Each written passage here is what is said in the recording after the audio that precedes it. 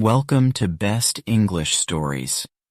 Please don't forget to subscribe my channel for more interesting and beautiful stories. A moral story for youngers.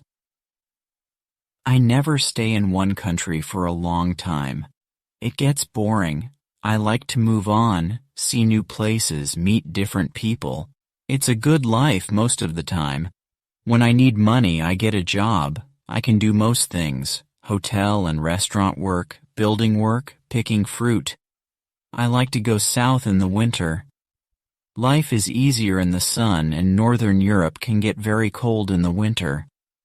Last year I was in Venice for October.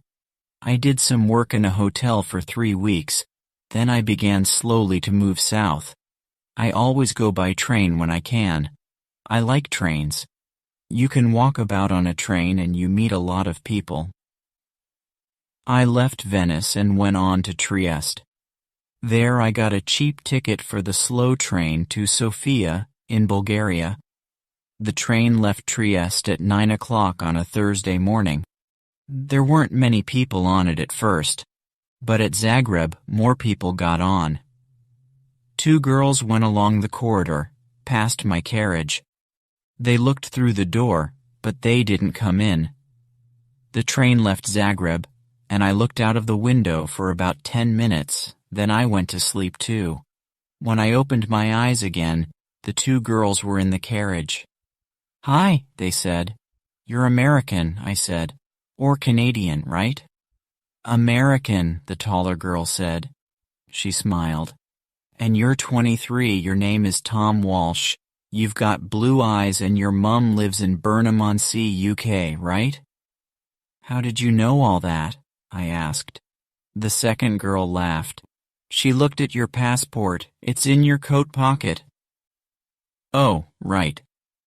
My coat was on the seat next to me. I took my passport out of my pocket and put it back in my bag. "Who are you then?" I asked. They told me. Melanie and Carol from Los Angeles, USA. They liked Europe, they said. They knew a lot of places. Britain, Holland, Denmark, Germany, France, Spain, Italy, Bulgaria, Greece. "I'm going to Bulgaria now," I said. "For about a month. Then I'm going south for the winter.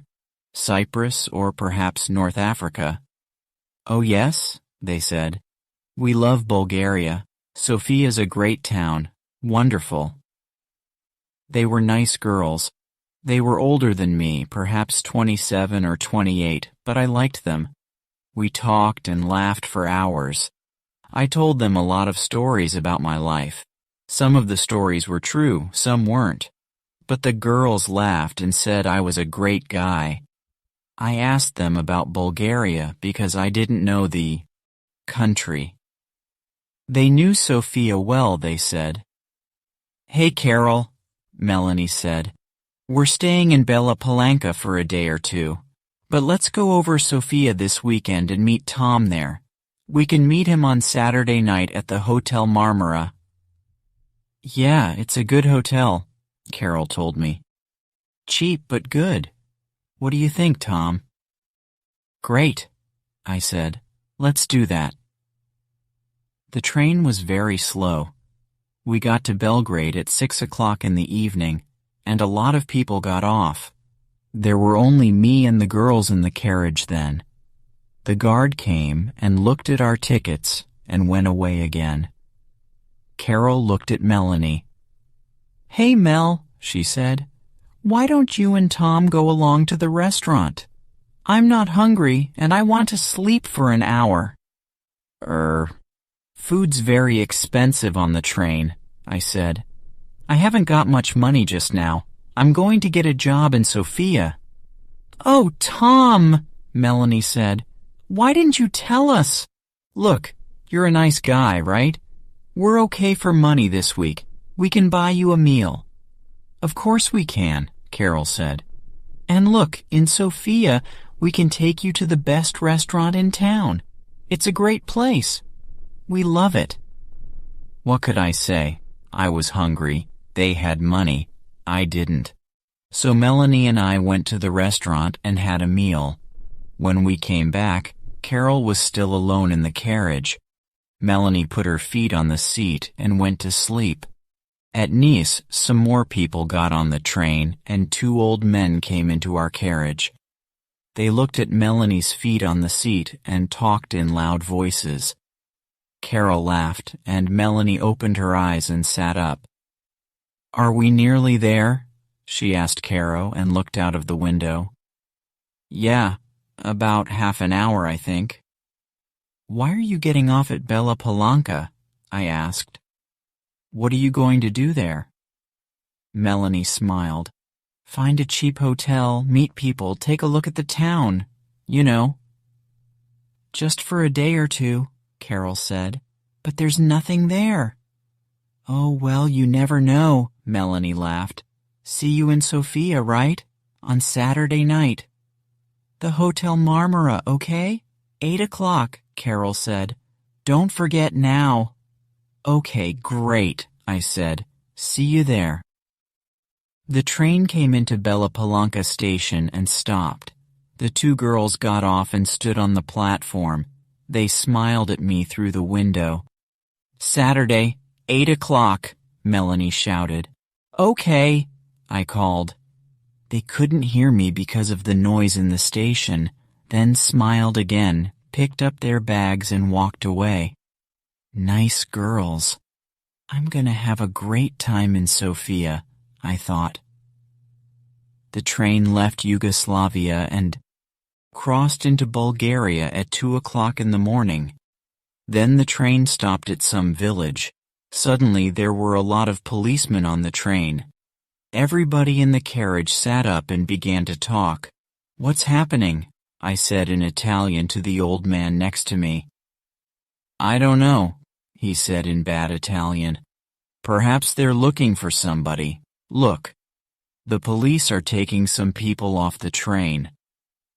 Then 2 policemen came into our carriage, a tall, thin one and a short, fat one. They looked at everybody carefully, and then they looked at me again. "Come with us, please," the fat policeman said in English. "What? Me? Why? What's the matter?" "And bring your bag with you?" the tall policeman said. I began to ask a question, but policemen never like questions from young men with long hair. So I stayed quiet, picked up my bag and went with them. In the station building there were a lot more policemen and some people from the train. They were all young people I saw. Some were afraid, some were bored. The police looked in everybody's bags, and then the people went back to the train. My 2 policemen took me to a table. "Your passport, please," the fat policeman said, "and open your bag." They looked at my passport and I opened my bag. There was a young policewoman with red hair at the next table. She had a nice face, so I smiled at her and she smiled back. "Aha," the tall policeman said suddenly. All my dirty shirts and clothes were out on the table. The policeman picked up my bag and turned it over. Onto the table, out of my bag, fell packet after packet of U.S. American dollars, $50 notes in big packets, a lot of money. My mouth opened and stayed open. I couldn't find my voice. I was suddenly a very interesting person, and a lot of police ran up to our table and stood behind me. 50,000, 100,000, 150,000. There's $200,000 here, the tall policeman said.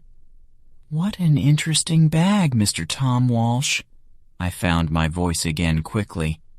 "But it's not my bag," I shouted. There was a big, happy smile on that policeman's face. "Well," he said, "it's got your name on it. Look."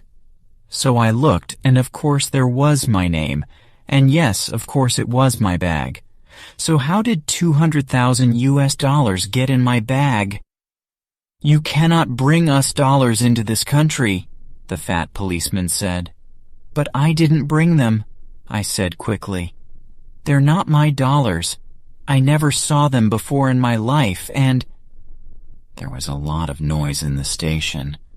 I looked out of the window and saw my train. Slowly, it began to move. "Hey!" I shouted. "That's my train!"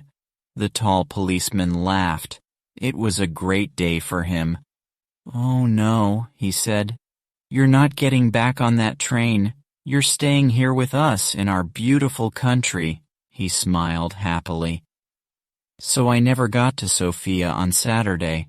I was very unhappy about that. I wanted to have a little talk with Melanie and Carol, ask them 1 or 2 questions, you know. "You're a nice guy, Tom. See you in Sofia, okay? Take you to the best restaurant in town." "Yeah, great." And I never got down to Cyprus or North Africa that winter. Oh well, I live and learn. It's not an easy life in prison. But it's warm in winter, and the food's not bad. And I'm meeting some interesting people. There's a man from Georgia, USSR. Boris, his name is. He comes from a place by the Black Sea. He's a great guy. When we get out of here, he and I are going down to Australia. Brisbane, perhaps, or Sydney. Get a job on a ship, start a new life. Yeah, next year is going to be okay.